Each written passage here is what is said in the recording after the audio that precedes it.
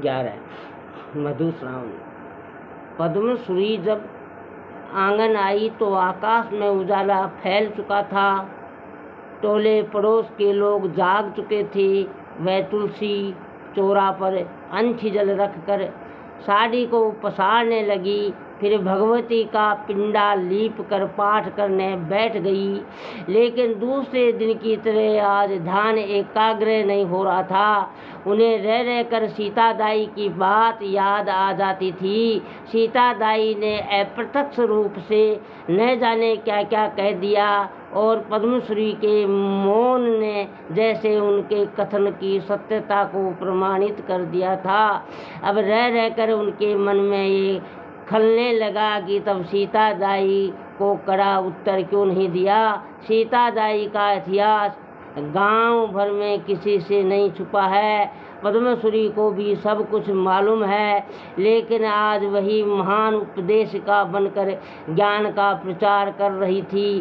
फिर भी उनको किसी की बेटी की निंदा करने का अधिकार नहीं है। तब तक उनकी नज़र सामने से गुजरती हुई नलिनी पर पड़ी। 16 वर्ष की कोमल किशोरी, अंग अंग चंपा के फूलों सा विकसित पद्मश्री कुछ बोल नहीं पाई, लेकिन आँख से अपलक देखती रही। उठा लो चुन्नी जमीन से कहीं दाग न लग जाए, छुपा लो अपने हुस्न को दुनिया में कहीं आग न लग जाए। आवाज की दुनिया के दोस्तों, गर है खुदा को मंजूर तो आंधियों में चिराग जलते हैं। जब नलिनी आंगन से बाहर चली गई तो उनकी आंखों से 2 बूंद आंसू टपक पड़े। पाठ बीच में ही छूट गया था। वह आंचल की खोट से आंसू पोंछने लगी। आवाज की दुनिया के दोस्तों, पद्मश्री का मन आज किसी काम में नहीं लग रहा था। सीने पर जैसे किसी ने चिंता का पहाड़ रख दिया हो। आखिर उस चिंता से मुक्त करने वाला भी तो किसी को नहीं देख रही है। जिस तरह निंदा करने वालों की कमी नहीं है, वैसे ही अगर 2-4 सहायता करने वाले लोग होते तो उनकी प्रसन्नता का वर्णन करना मुश्किल होता है। आवाज की दुनिया के दोस्तों, मिंतर मोले परखिए सगाने ओड़ी बार, तिरिया ने तभी परखिए निर्धन है बरतार। सज्जनों, उन्हें इस विपत्ति की घड़ी में अपना जो आदमी याद आया वह था सिर्फ परशुराम जहां। वह भी पिछले 1 वर्ष से मलेरिया से पीड़ित था और अतः पद्मश्री ने यही निर्णय लिया कि उसको जल्दी ही आने के लिए पत्र भेजा जाए। कमल से भी बहुत आशा पाल रखी थी, लेकिन वह कब तक आएगा उसका कोई निश्चित नहीं और न उसका पता मालूम था। उसके रहने से कितने ही पढ़ने वाले वरों का ठिकाना मालूम होता है। विवाह का दिन भी जेठ महीना तक ही है। इस बार कन्यादान करना अनिवार्य था, वरना पद्मश्री के लिए इस समाज में रहकर अन्नजल करना मुश्किल हो जाता। कमल भी आजीवन विद्यार्थी था। सज्जनों, माँ के उखड़े चेहरे को देखकर नलिनी को संदेह नहीं रहा कि इसका कोई कारण जरूर है। वह खाना बनाकर माँ को उठाने गई। नलिनी को देखकर पद्मश्री आंसू को रोक नहीं पाई। नलिनी कुछ समझ नहीं रही थी कि माँ की इस वेदना का क्या रहस्य है। इसका अंदाज लगाना उसके लिए मुश्किल था। सज्जनों, आवाज की दुनिया के दोस्तों, लेकिन अपनी उत्सुकता को शांत कर उसने धैर्य से काम लिया। भोजन करने के बाद भी पद्मश्री की उदासी गई नहीं। नलिनी से रहा नहीं गया। उसने उदासी का कारण जानना चाहा। पहले तो पद्मश्री सारी बातों को टालती रही, पर नलिनी ने जब सिर फोड़कर मर जाने की धमकी दी तो उनके लिए अपनी इस इकलौती बेटी से कोई बात छुपाना मुश्किल हो गया। रोती रोती तालाब के घाट की सारी घटना उन्होंने सुना दी। नलिनी चुपचाप सारी बातें सुनती रही। अब जाकर उसकी समझ में आया कि माँ क्यों इतनी दुखी थी। समाज की इस प्रताड़ना से वह इतनी विक्षुब्ध हो उठी कि उसे तभी माँ से सारी बात बता देने की इच्छा हुई। उसे जैसे इसके लिए उपयुक्त अवसर मिल गया था। जो कोमल भावना आज तक सिर्फ 2 दिनों तक सीमित थी, उसे आज अपनी ममतामयी माँ से कह देने की उसकी इच्छा हुई। उसने बोलने के लिए हिम्मत जुटाई, लेकिन लज्जावश कुछ भी नहीं बोल पाई।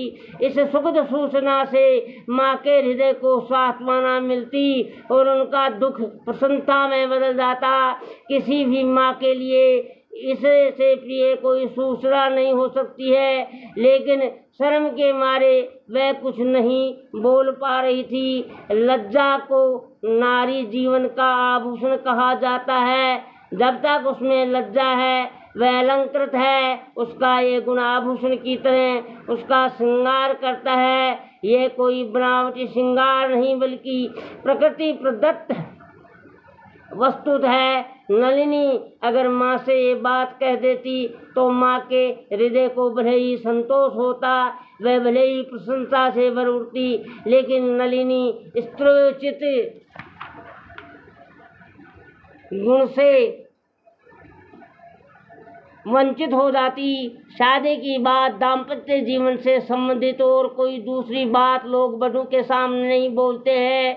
यह एक स्वाभाविक संस्कार है, लोगों के हृदय को नैतिक विशेषता है। इसलिए नलिनी को गुस्सा आया। समाज के इस व्यवहार से माँ के दिल को ठेस पहुंची थी, फिर भी वह शांत रही। जो हृदय वज्र जैसा कठोर हो गया था वह फिर मौन हो गया, लेकिन इसमें सिर्फ शोक ही नहीं था बल्कि प्रसन्नता का रहस्य भी छुपा था। ये आंसू सुख और दुख दोनों के लिए पवित्र थे। आज नहीं तो कल इस रहस्य का उद्घाटन होगा ही, और यही सोचकर नलिनी ने खुद को रोक लिया। नलिनी की आंखों से भी आंसू बहने लगे। कुछ देर बाद वे आंसू पोंछती बोली, रोती क्यों हो पगली? जब तक मैं हूँ तब तक किसी की हिम्मत है कि तुमसे कुछ कह दे? तुझे मेरी कसम ऐसे मत रो।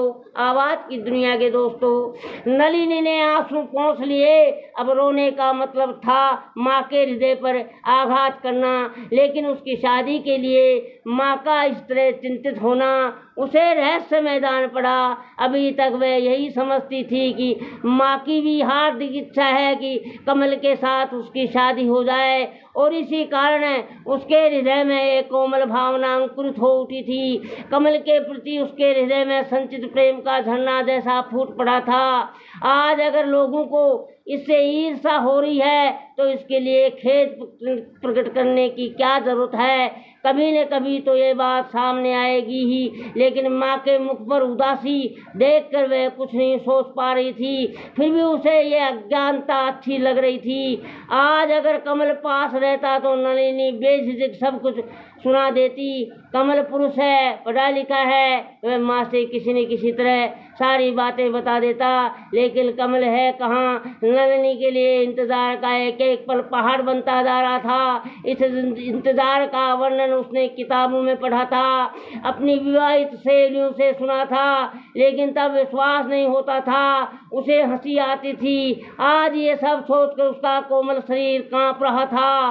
वह मनी मन ये भी सोचने लगी थी कि कमल क्या सोच रहा होगा। वह अभी कुंवारी थी और उसका इस तरह का सोचना पाप था। उसकी शादी माँ की इच्छा पर निर्भर थी। उसकी माँ जिसके हाथ में उसे सौंप देगी वह उसका आराध्य देवता जैसा होगा। आवाज की दुनिया के दोस्तों, सज्जनों, सत्संग प्रेमियों, हरे हरे, जय श्री कृष्णा, राधे राधे। सब्सक्राइब फ्री है दोस्तों।